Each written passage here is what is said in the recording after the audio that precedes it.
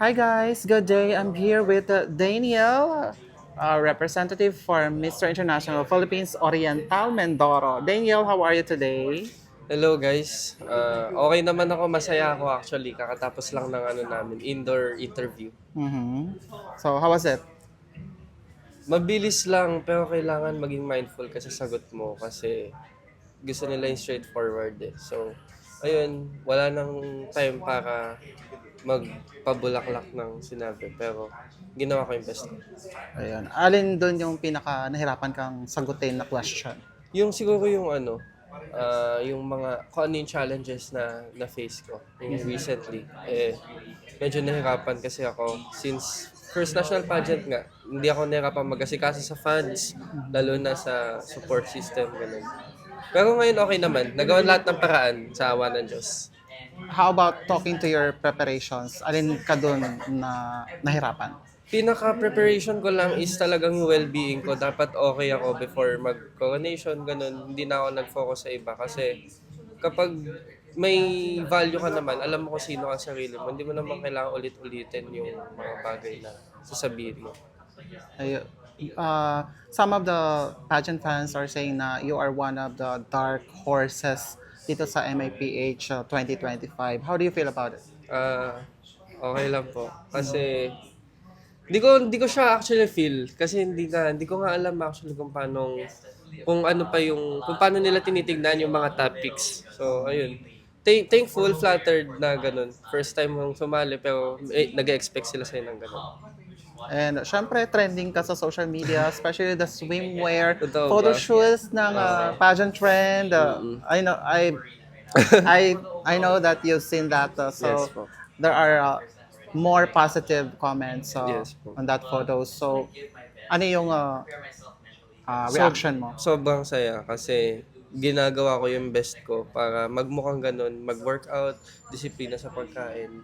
Pinagandaan ko talaga, sakripisyo ng oras, ng tulog, ganun, para magmukha akong ganun and makapag-perform ako ng ganun kaganda. Ayun. And syempre, you are also content creator, Yes po. TikTokerist. Yes po. So, hindi natin may iwasan talaga. When it comes to the social media, there are yung pro and antagonist. So, dun sa mga bashers mo, papaano mo sila na-deal? Ah, love ko sila kasi may time sila na iba siya ko eh, 'di ba? Buti sila nabibigyan nila ako ng time, 'di ba? So ayun. Hindi ko din kasi alam kung ba't nila ako binabash. Wala naman akong ginagawa masama. Pero ganun talaga, hindi mo mapiplease lahat. Which is okay, kasi ganun naman talaga lahat eh. Hindi ko naman din gusto lahat ng tao, at hindi din lahat ng tao gusto ako. So, okay lang sa akin yun. Ginagawa ko lang yung best ko palagi. Yun, ganun ko siya ina-handle. Paano ka pala napunta dito sa Mr. International Philippines? Kasi, Na di ba, TikTokerist ka, ano, Yes. Nung nakita ko kasi yung audition sa internet, naisip ko din na mag-try ulit.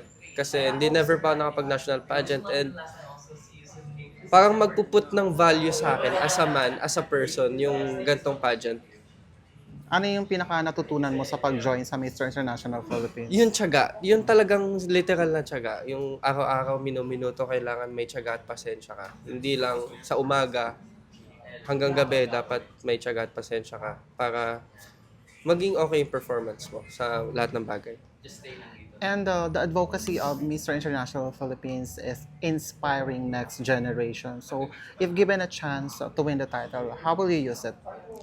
By continuing what I do, I'll make more contents about sa mga projects namin. If ever magkakaroon ng project, kung mga ganun. And i-raise ko din yung awareness ng mga low self-esteem na kabataan. Kasi madaming ganun na nade-demotivate na magulang by words, kahit hindi nila minimin, pero yung mga teenagers is dinadamdam nila yun. So dapat maging careful tayo sa words natin.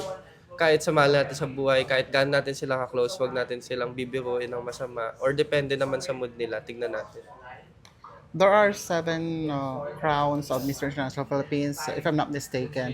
So, alin doon yung pinaka gusto mong makuhang crown sa seven crowns na yan? Yun nga, for now, I'm eyeing sa Mr. Charm kasi so, may mga nakapagsabi na doon ako bagay and mas doon ako fit. And ako naman, kung saan ako mas fit doon ako kasi para makapag-perform ako na maayos and magampanan ko ng tama yung trabaho ko po. How do you handle pressure? Nilulunok mo na lang eh. Halimbawa, pag pinapressure ka or kinakabahan ka, lunok na lang talaga, kapal lang mo ka. Mag-change ka ng perspective sa isip mo na isipin mo, walang mawawala sa ginagawa mo. Galing. And I think you are prepared. Who trained you for your Q&A? Wala po. Ikaw Hindi lang. nga po. So, more on ano talaga, watch sa Ako videos. lang po eh. gano'n. That before, years ago, nag-train ako kay Marigona Dragusha. Wow, nice. Pero yun na yun po. Now, hindi na po ako nakapag-review. Ako na lang po, ano na lang. Self-trained. Yes. Yeah. Thank you so much, Thank you po. Daniel. And you can invite your fans and supporters to watch the Coronation Night. Yes po. I'm inviting you guys tomorrow at 7 p.m. here at Novotel Cubao. Sana manood kayo ng coronation namin. Last na to. Punta kayo, kita-kits tayo. Thank you, Daniel, and Thank best you of po. luck. Ano yung may mismong moment sa pag-join sa Mr. International Philippines? Yung araw-araw na photoshoot yun talaga. Kasi feeling mo, syempre, may mga bago ang features, may mga bago kang pampo. So, sa akin, bago yun. Ngayon ko na na-experience na talagang halos araw-araw may photoshoot kami. Kailangan ko maging maayos tignan. And feeling ko yun yung mamimiss ko. Kasi pag nasa bahay ako, hindi naman ako masyado nag-aayos eh. So, yun. So more on ano ba? Ngayon, siguro pag uwi ko sa bahay, magbabago na. Lagi na ako nakaayos. Ayun. Thank you so much, Thank you po. Daniel.